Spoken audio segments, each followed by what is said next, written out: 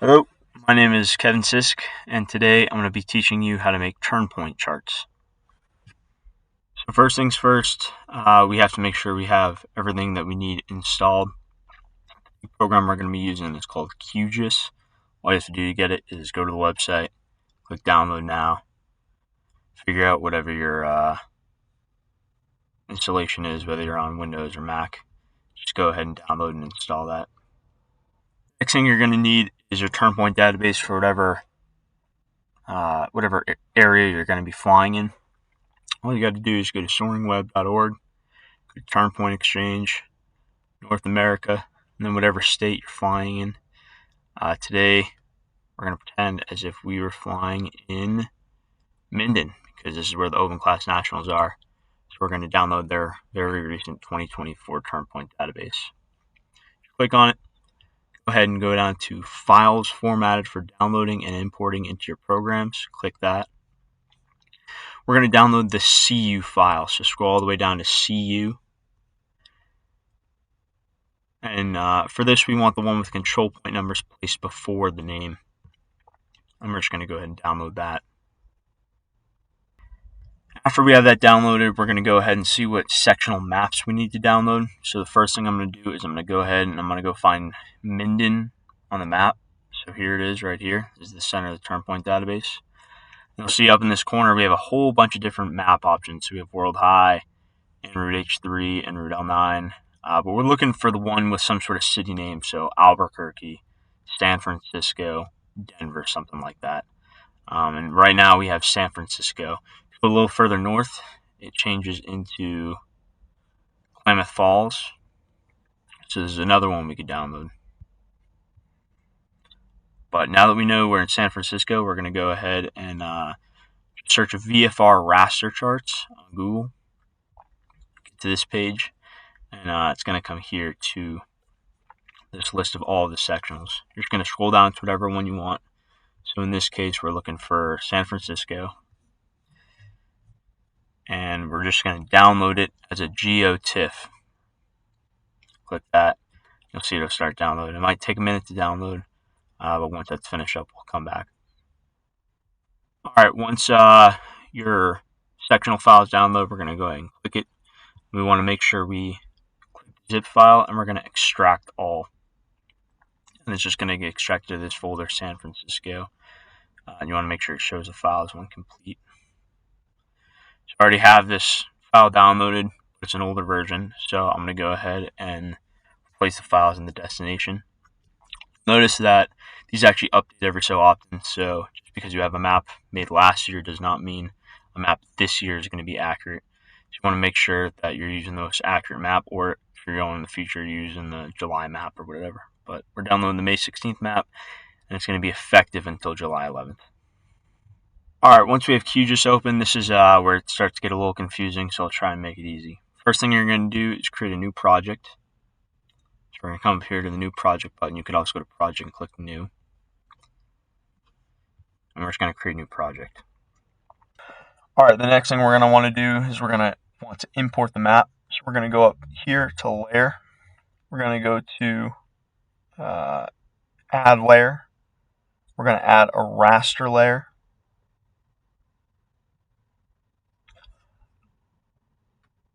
We're going to click raster dataset, come all the way to the end, click these three little circles here. Go to downloads. We want to find our folder with the map, so San Francisco is the one we're looking for. We'll click that. And then we're going to want to select the TIFF file. So just come right here, click open. You can leave all this stuff the same. Go ahead and click add, and then click close. Now you can see we have this map. So just to review, we have Minden right here. And that's how we know we have the right map. Alright, from here the next thing we want to do is add our points onto this map. Now, QGIS is not very friendly with accepting CU files, so we have to convert them into a format that they can understand. So what you're going to do is you're going to come over to Files. You're going to find your document that you downloaded, in this case Minden 4. You want to make sure that it has the attachment on the end, so this is .cup. If for whatever reason it doesn't say that on the end, like right here, you want to make sure you go to View, come Show, and make sure you have the file name extensions all good to go. All you're going to do is you're going to right click it. You're going to rename the file. Instead of CUP, it's going to be CSV for comma separated values. And yep, you can click yes. And then you see it changes into an Excel file. So I'm going to go ahead and launch that here, and then we'll come back. Alright, so now that we have that up, we get this little pop-up. It says, by default, Excel perform the following data conversions. You can just click Convert. It's fine. Good.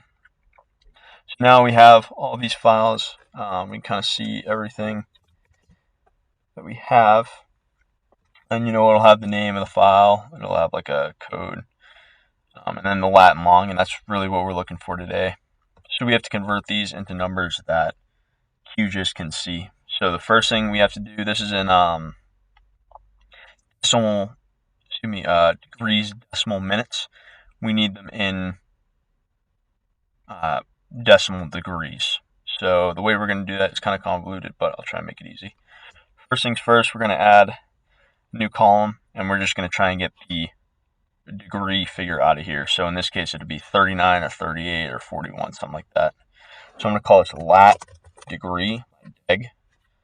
And all you're going to do, the formula for this is equals left, select the text, and then we want the left two numbers because latitude is, the degrees are 2 digits. And you'll see that it pulls at 39, we'll double click, and it should go that all the way down. We see 41, and that all looks good. Alright, the second thing we want now is the decimal minutes.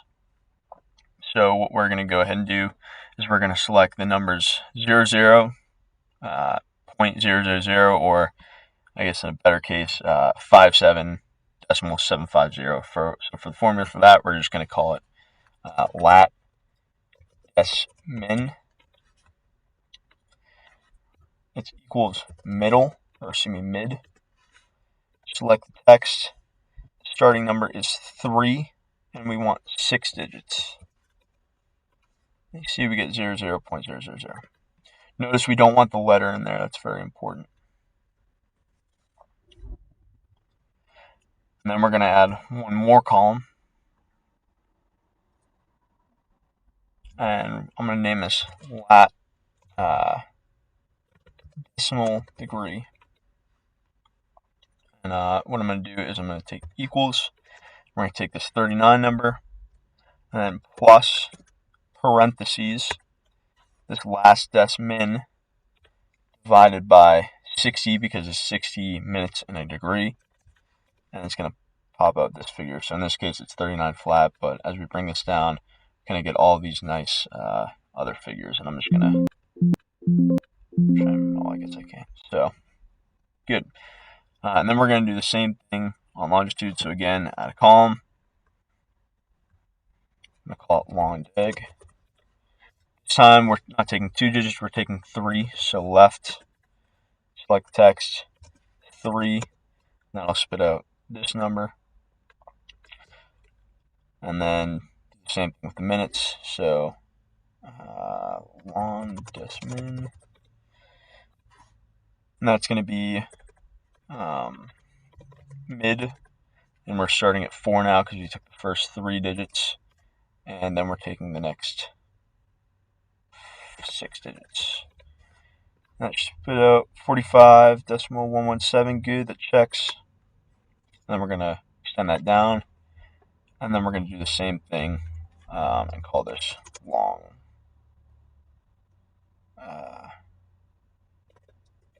decimals degrees. Just equals this plus parentheses.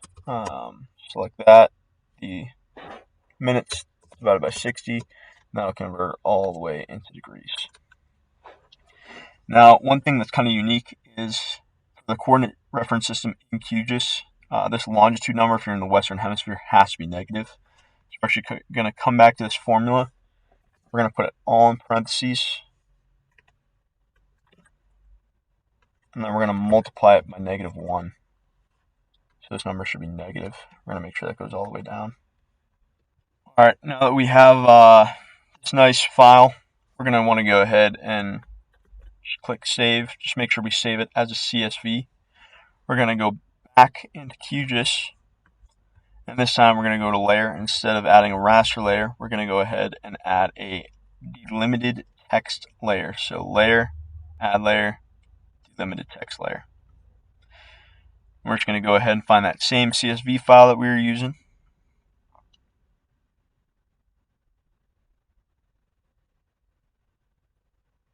Right there you go. CSV, and then we're going to make sure that all this stuff is good. So X field is long dig. This is actually incorrect, so we're going to want to make sure we have the correct columns selected.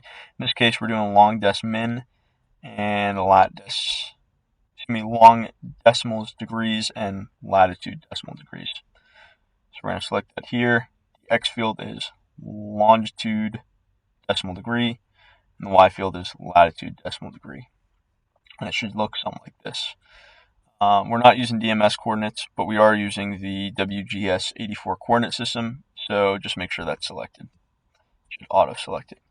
Then we're going to go ahead and click Add, and we just click OK to this. If we close it and we zoom in on this map, you'll see that we got all these little circles here. You can kind of see them, they're faintly gray. Might be able to jack them up for just a minute.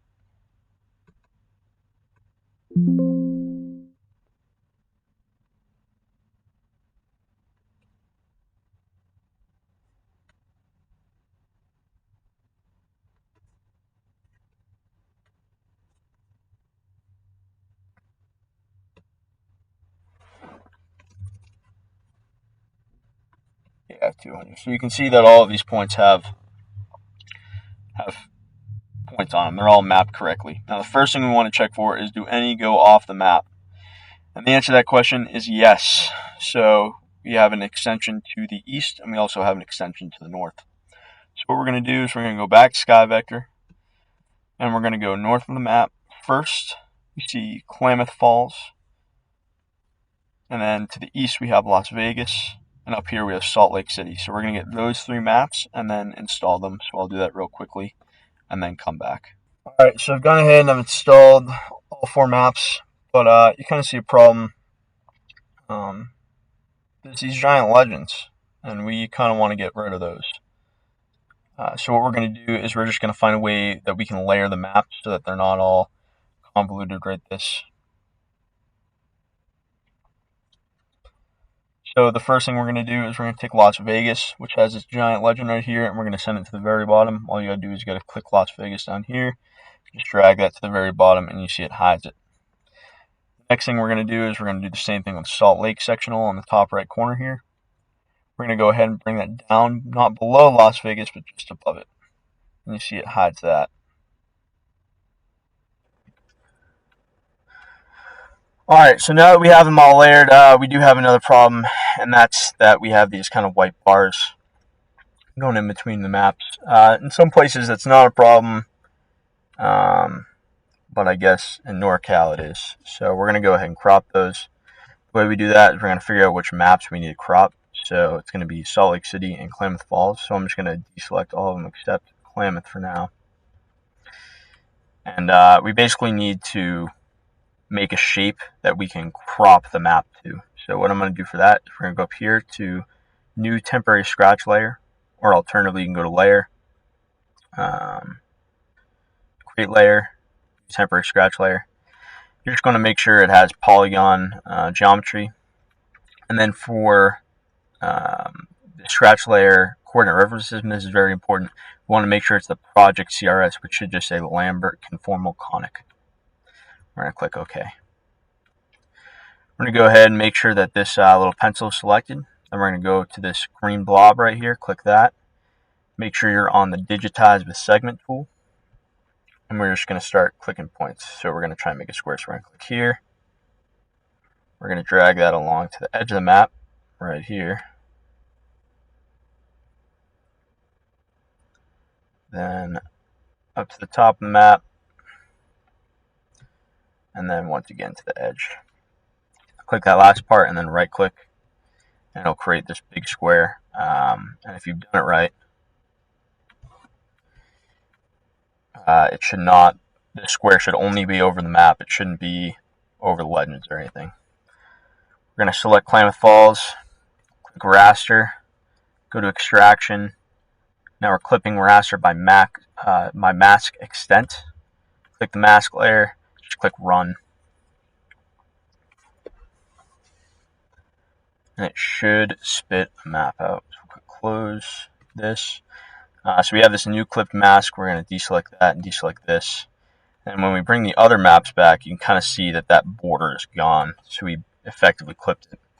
And just so I'm on the same page, what I'm going to do is I'm going to rename this so that I know which map it is clipped. So I'm going to call it Klamath Falls Clipped. And I'm going to go ahead and delete the old scratch layer.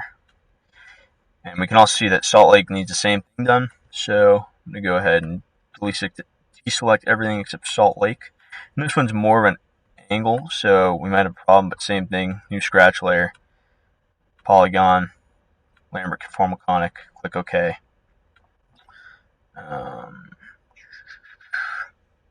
And this one is going to be kind of unique. Same thing, pencil, select the polygon tool.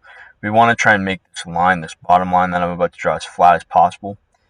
And for that, we need to make sure that the map below it, the Las Vegas map, extends up far enough. So really, we just have to select from here to kind of there.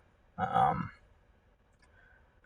the Las Vegas map does go up a ways. So I'm actually going to kind of select this backwards. I'm going to start right here at the corner of the Las Vegas, so the southern map. So where that would be, right about here, maybe a little lower, right on the border.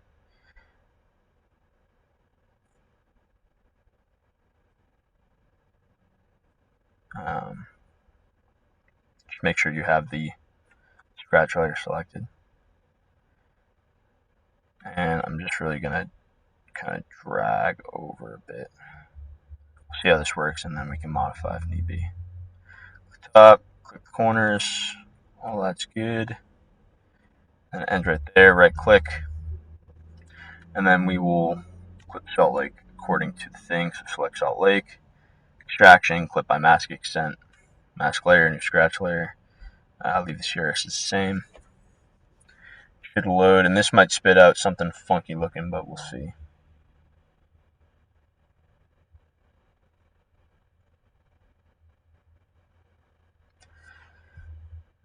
Click OK, select this,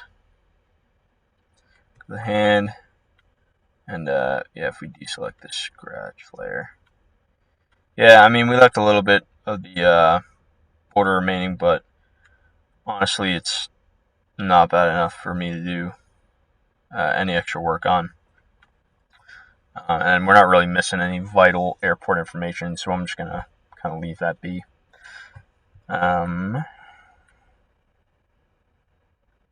Same thing right here. Looks like we may have overwritten a VOR a little bit or something. But we have the airspace. That's all good. And the points are all still in the same place. We bring that to the top. So once again, I'm going to rename this map. I'm just going to rename it Salt Lake Clipped. Lake City Clipped.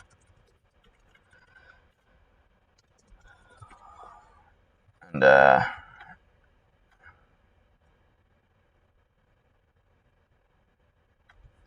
if we go up, this is still a bit of a problem. So I'm actually going to re-clip it a little bit. I'm not going to use the old clipping. I'm just going to delete that.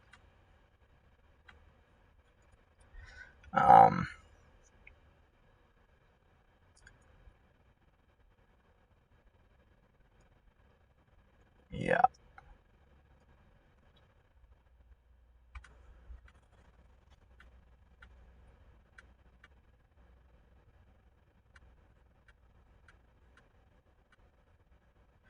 Right now I'm just checking to try and see how much of this map I need and how much of it I don't. But honestly, I don't need a lot. So I'm going to do again, new scratch layer. I'm just going to delete the shape. And there used to be a way to do that.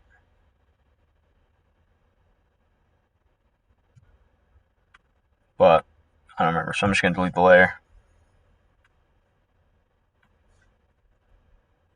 Yeah, that's fine.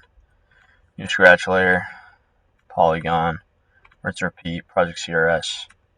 Click OK. New shape.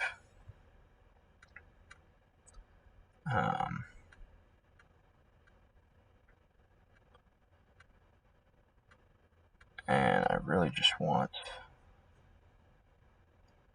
this much of the map. So we're going on here, click on here, and then you can see that this map runs north. So I'm going to click up to here,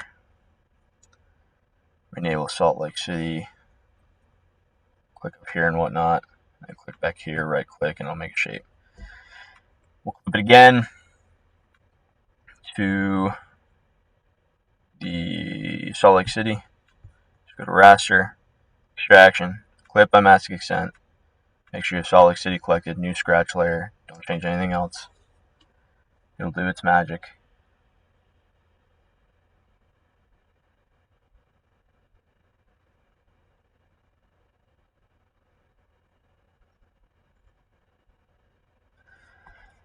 Spit it out. You can disable the Salt Lake map. And then, yeah, what we're going to do is we're basically just going to disable that and then send this to the bottom below Klamath, below mask layer 2. And now you can see that this top map is overlapping. We do still have this minor white corner, but it's good to go. So we have all of our maps set. I'm going to rename this just so I know.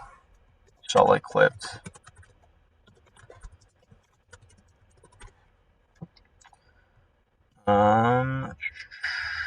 Yeah, so now we have our maps all set. We can start moving on.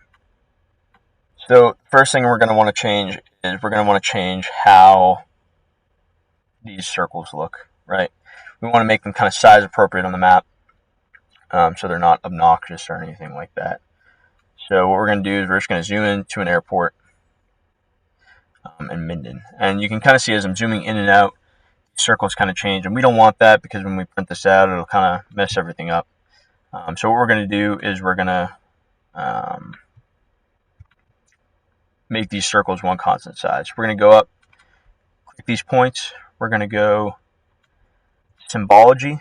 We're going to go to marker. And we're actually going to change this real quick. Instead of a single symbol, we'll get to this kind of later, we're going to do rule-based symbols so that the color of them changes depending on kind of where we are. So the first thing we're going to do is we're going to click on this one. And this will just be the simple marker. Let's see if I can make this a little bigger.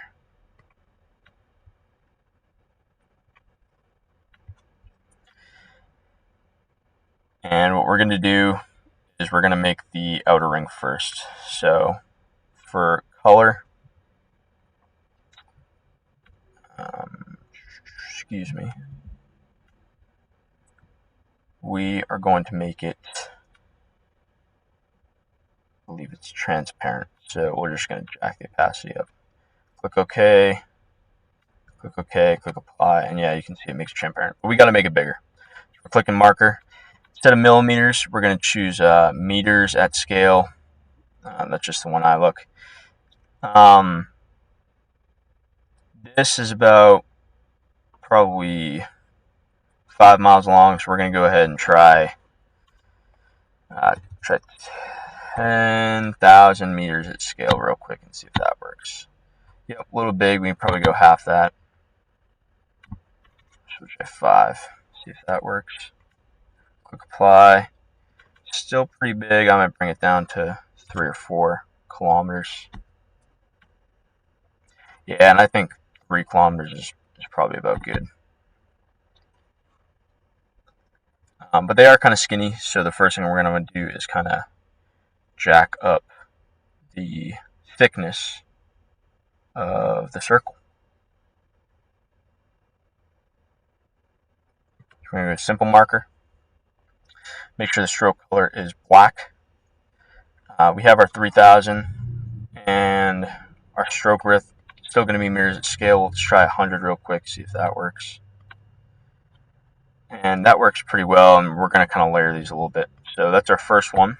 And now we're going to make a marker inside of the marker. So I'm going to click simple marker, and we're going to make it kind of the same thing. So instead of 3000, it's at a 100 meter stroke. We're going to go to, let's call it 2900, see if that works real quick. And then same thing, a 100 meter stroke. Let's see how that looks. Oh, that is certainly not it.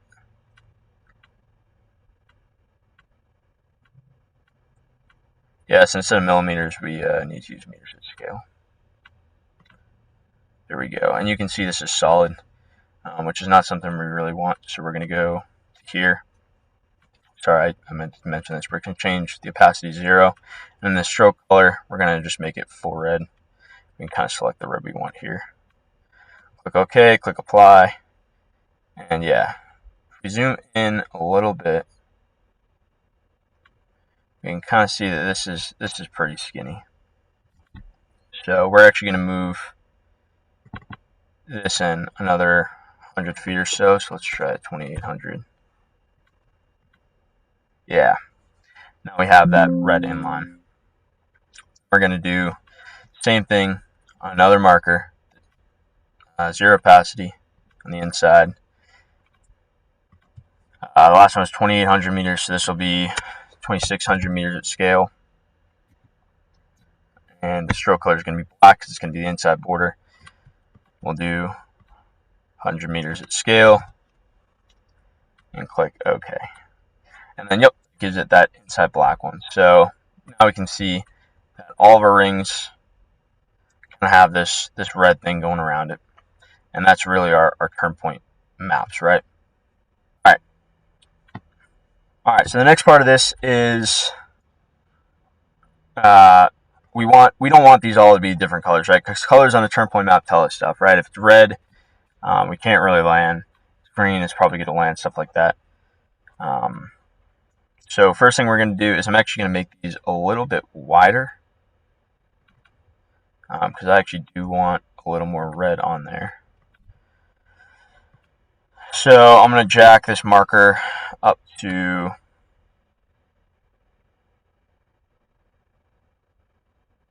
let's call it 3100 and 500. So all I'm doing is kind of expanding where these circles are at. I'm just going to add more red filler. So I'm going to increase the red filler to 300. And it's a little thick. So I am going to make the outsides a little thicker. I'm going to jack these up to 200. Click OK. And our inside one is a little thick, so maybe I'm going to take that down just a minute. Probably expand it to 2600 instead, see if that does anything. Yeah, I'll go one more. Go to 27. You can kind of experiment with this to get your maps how you want. I'm actually pushing in the red a little bit, so we're going to do 2600 and 100 for the inside. Yeah, that looks much better. So just to recap, my settings are 3100 with 200 width on the outside, 2800 with 300 width on the red one, and then 2600 with 100 width on the inside. And that seems to give pretty good circles. And you kind of see the visibility increases by a good margin. It makes it just easier to read when you're flying and whatnot. So next thing we're going to do is we're going to change the colors depending on what stuff there is. All right. So the next thing we want to do is we want to color the circles according to what type of airfield they are. If you go and online, you search CU file format description, CUP file format, you see that there's all these digits corresponding to numbers and types of airfield. So if you go to a file, we basically see that we have a bunch of different styles right here. The ones we have are 1, 2, 3, and 5, which correspond to waypoints. Those are going to be white. 2 and 5, which are airfields, those are going to be green. And then outlandings, which are going to be orange, is 3. And the way we're going to color that is we're going to come over here. We're going to go to our turnpoint file. Click on this. Basically, we're going to go to this little equation maker. We're just going to write style equals 5. And we do that, you should see that a 1 pops up because Minden is an airport. If we were to select 1, it'll say 0 because that's false. 1 is our waypoint, so we're just going to write that for now. Style equals 1. And we're going to go ahead and we're going to go to stroke color. We're going to change this to white because we want our waypoints to be white. Click OK, and then click Apply. And you can see that we lost some of the airfield ones, but all of our waypoints that we want, those become white. So what we're going to do is we're going to take this, and we're just going to copy it. Copy symbol, paste symbol. Oh, that didn't work. Copy, and then paste.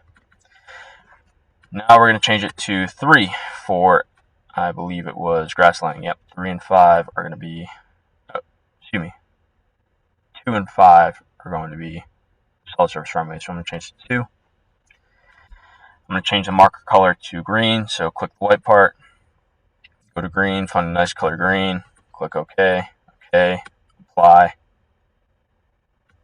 And yep, we get some gliding airports. And I'm going to copy this once again and paste it. Remember, this is still green. We still see the green here. So instead of 2, we're just going to change it to 5.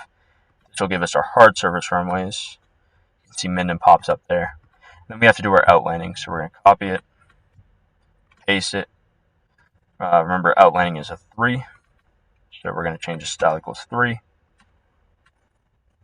And then we're going to change it to an orangey type right about there. Click Apply. And you can see, yeah, some things come up. Topaz Ranch, which Lauren Reed, class 2023, shout out, landed at. I did drive 4 hours to go pick her up there. But that, I guess, would be considered an outlanding. And yeah, now you can see that the map is beautifully decorated with all these really nice landing sites and whatnot. Not all outlanders are built different. Topaz Ranch is like a legit airport with a runway. The guy who lives there is very nice. But if you land on this kind of bed right here, it's no good. So not all landouts are created equal. All right, so now we have the basis of our map. The next order of business is going to be to give labels to our names. This varies depending on who's reading them. If it's Mr. Bus, he's going to want the labels real big. If it's me flying, I'm not going to want them so big as to cover things up. But we're just going to go to labels. Single labels is fine. The value we're going to want is name, because that's going to give us the name of the waypoint. If you just click apply, you'll see that these names pop up, but that's pretty impossible to read. So the first thing we're going to want to do is to give it a background. So white background's fine. Easy to read, nothing too bad. I am going to give it a little bit of a buffer. We'll see how this works. Size X, see what happens there. Yeah, that expands it just a little bit, so 1 type buffer is fine. And I guess we don't really want drop shadows.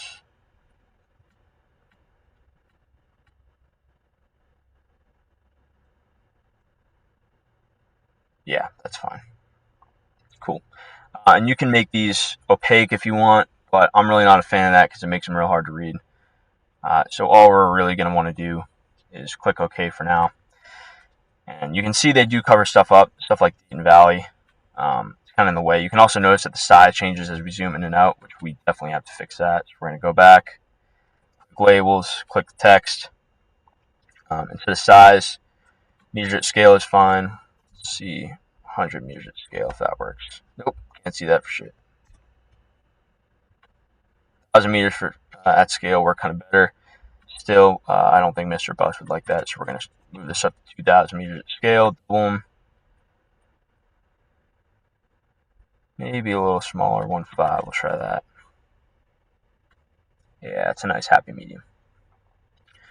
They're getting in our way, this is right over stuff, and we don't want any of that. So we're gonna we're going to start moving them. So the way we do that is we're going to click, first we want to make sure this blue is highlighted. That's going to tell us which ones we move. We're just going to click move a label. So for Parker Carson, which goes to this one, I'm going to try and move it right up here. Or let's do Dayton Valley first. I'm going to click it. We can select yes. You'll notice that I select it and I move it right here. And it's all good. It's not covering anything. Dayton Valley's not covering anything important. It's nice and easy. And now we'll just do a bunch of these for the rest of them. So I'll kind of speed this up here.